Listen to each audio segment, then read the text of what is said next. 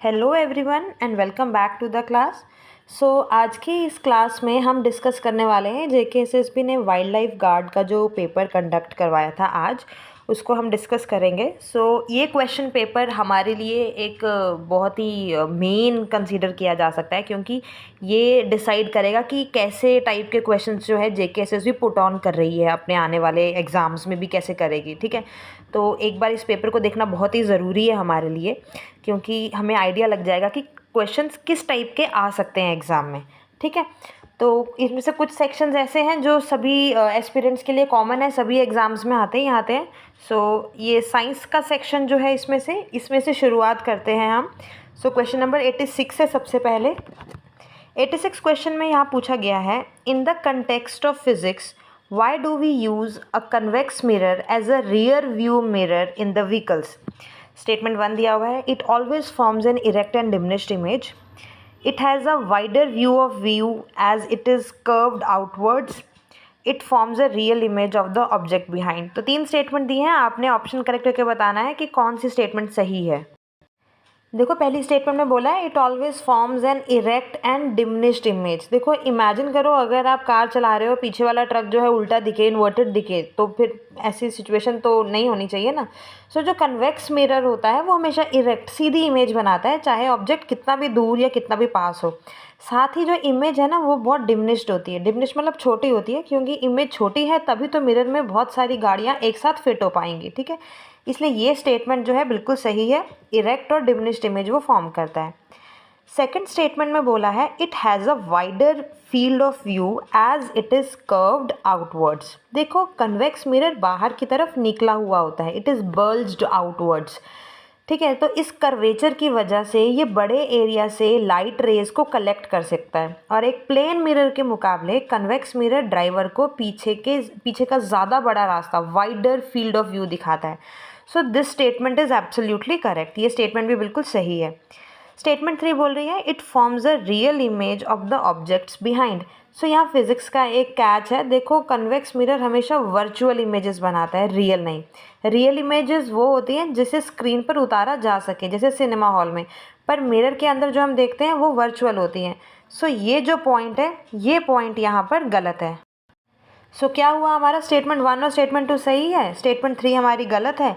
Option number B में 1 and 2 only है, option B is the correct answer. ठीक है, नाउ क्वेश्चन नंबर 87 मैचिंग का क्वेश्चन है। देखो, मैचिंग के क्वेश्चंस बड़े आते हैं एग्जाम में, इसलिए हम अपने रेगुलर एमसीक्यूज़ में भी मैचिंग के क्वेश्चंस को बड़ा इंक्लूड करते हैं। लिस्ट 1 में आपको ग्लैंड्स दिए हुए हैं, लिस्ट 2 में दिए हुए हैं उन ग्लैंड्स के फंक्शन। ठीक है, तो सबसे पहला ग्लैंड आपके पास है हाइपोथैलेमस।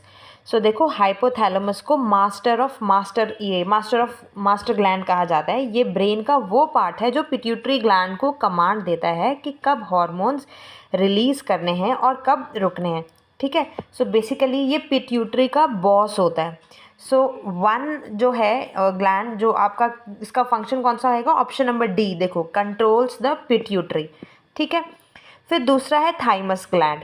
थाइमस क्या है, थाइमस हमारी इम्यूनिटी के लिए बहुत ज़रूरी होता है। ये बचपन में बड़ा होता है, क्योंकि तब बॉडी को जो फाइटर सेल्स होते हैं उनको ट्रेन करने होते हैं। जैसे जैसे हम बड़े होते हैं इसका काम कम हो जाता है और ये श्रिंक होने लगता है।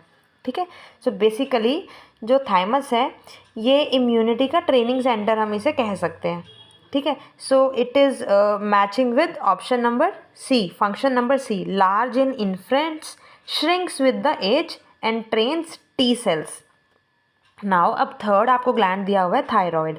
देखो, थायराइड क्या है, गले में जो बटरफ्लाई शेप का ग्लैंड होता है वो थायराइड होता है। इसका मेन काम होता है बॉडी की एनर्जी बर्न करने की स्पीड यानी मेटाबॉलिज्म को कंट्रोल करना। इसे बॉडी का एनर्जी मैनेजर भी कहा जाता है। ये आपका मैच करेगा ए फंक्शन के साथ, मेटाबॉलिज्म रेगुलेशन। ठीक है, लास्ट है आपका पाइनियल ग्लैंड। ये छोटा सा ग्लैंड, इसका क्या है कि ये मेलाटोनिन नाम का हार्मोन निकालता है जो हमें बताता है कि कब सोना है और कब जागना है। ठीक है, ये बॉडी का हमारा, हम कह सकते हैं, नेचुरल अलार्म क्लॉक है ये।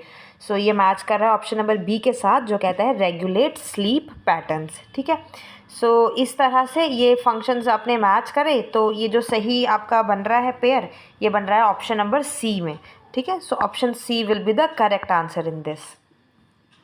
नाउ क्वेश्चन नंबर 88, इसमें हमें क्या बोल रहे हैं, consider the following statements regarding the properties of acids and bases. Acids और बेसिस की प्रॉपर्टीज़ के रिगार्डिंग ये स्टेटमेंट्स हैं, ठीक है। सो ये ना क्वेश्चंस बड़े इंपॉर्टेंट है, क्योंकि याद रखना एफए में भी ये जो साइंस है, ये तो जर्नल साइंस है, ये तो कॉमन ही है, चाहे एफए है आपका, चाहे ये सोशल वेलफेयर वाला कोई भी है, इस जर्नल साइंस तो हर जगह है ही है। तो इसलिए आपको थोड़ा आइडिया लग जाएगा, आज के पेपर से बड़ी हेल्प हो जाएगी कि किस तरह के क्वेश्चंस आते हैं, ठीक है। तो देखो आपको पहली स्टेटमेंट यहाँ पर क्या दी हुई है इन लोगों ने, both acidic and basic solutions conduct electricity because they produce ions in aqueous solution.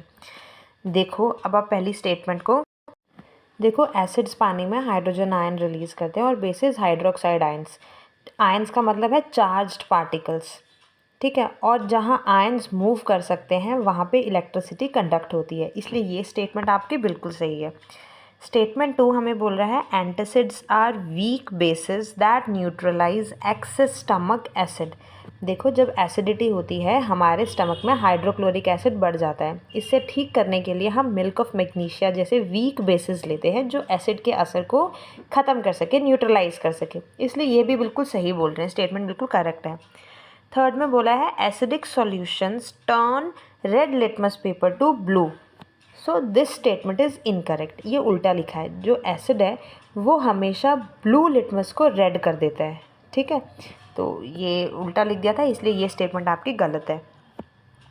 फिर फोर्थ स्टेटमेंट में आपको बोल रहे हैं phenolphthalein remains colourless in acidic solution but turns pink in basic solution. So देखो करेक्ट है, ये स्टेटमेंट बिल्कुल सही है। ये एक सिंथेटिक इंडिकेटर होता है, एसिडिक मीडियम में या पानी जैसा कलरलेस रहता है, लेकिन जैसे ही सॉल्यूशन बेसिक होता है ये एकदम सुंदर डार्क पिंक कलर का हो जाता है, इसलिए ये स्टेटमेंट भी बिल्कुल करेक्ट है। फिर हमें लास्ट स्टेटमेंट में बोल रहे हैं tooth decay starts when the pH of the mouth is above 8.5। सो ये तो बिल्कुल ही गलत है, टूथ डिके तब शुरू होती है जब माउथ एसिडिक हो जाता है, यानी पीएच वैल्यू 5.5 से कम होती है। जब हम मीठा खाते हैं बैक्टीरिया एसिड बनाते हैं जो इनामल को ख़राब कर देता है। सो 8.5 तो बेसिक की रेंज है, वहाँ पे डिके नहीं होता है। So this statement is wrong, ठीक है। सो आपकी कौन सी क्वेश्चन में हमें यही पूछा गया है कि विच स्टेटमेंट्स आर इनकरेक्ट, क्वेश्चन को ध्यान से पढ़ना है। तो हमारी कौन सी दो ही स्टेटमेंट इनकरेक्ट निकली ना, एक थर्ड वाली और एक फिफ्थ वाली। सो ये ऑप्शन नंबर बी में आ रहा है, so option B is the correct answer.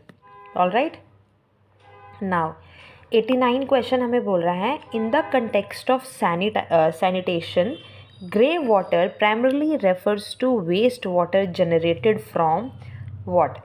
देखो सैनिटेशन के पॉइंट ऑफ व्यू से ये आपको बोल रहे हैं कि ग्रे वाटर हम बोलते हैं वेस्ट वाटर को, वो तो पता है, पर वो वेस्ट वाटर कहाँ से जनरेट होता है। ऑप्शन ए बोल रहा है rain water collected from rooftops, या फिर industrial effluents discharged from factories, bathroom, kitchens and laundry activities excluding toilets, और treated sewage water ready for portable uses, ठीक है। सो ग्रे वाटर एक वेस्ट वाटर है, ये वो गंदा पानी है जो हमारे घरों के सिंक, शावर, वॉशिंग मशीन और डिश वॉशर से निकलता है। इसमें सोप और थोड़ी बहुत डर्ट होती है, पर ये उतना खतरनाक नहीं होता है, ठीक है। एक और होता है, एक होता है ब्लैक वाटर, ये वो पानी है जो टॉयलेट से, सीवेज से निकलता है, जिसमें पैथोजेंस, बीमारी फैलाने वाले कीटाणु होते हैं, ठीक है, ये याद रखना। तो फिलहाल हमें इस क्वेश्चन में ये पूछा है ना कि ये निकलता कहाँ से जनरेट होता है, तो ये कहाँ से ग्रे वाटर होता है generate, bathrooms, kitchens and laundry activities excluding toilets. Option number C is the correct answer. Now 90 में हमें पूछ रहे हैं under the universal immunisation programme UIP in India, which vaccine is given strictly at birth to protect against tuberculosis, OPV, rotavirus, HPV या BCG।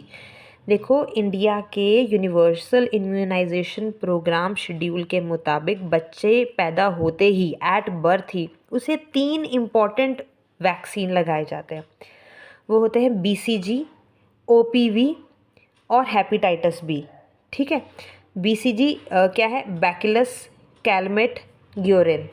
ये जो vaccine है ये बच्चे को TB जैसी गंभीर बीमारी से बचाने के लिए लगाया जाता है, ठीक है। अब ये जो OPV है, ओरल पोलियो वैक्सीन, ये पोलियो के लिए होता है। रोटावायरस ये बच्चे को डायरिया से बचाने के लिए होता है। HPV जो है ये सर्वाइकल कैंसर के लिए होता है और बड़े बच्चों को भी दिया जाता है ये, ठीक है। तो फ़िलहाल यहाँ पे हमारा सही आंसर जो मैच कर रहा है वो ऑप्शन नंबर डी है, BCG।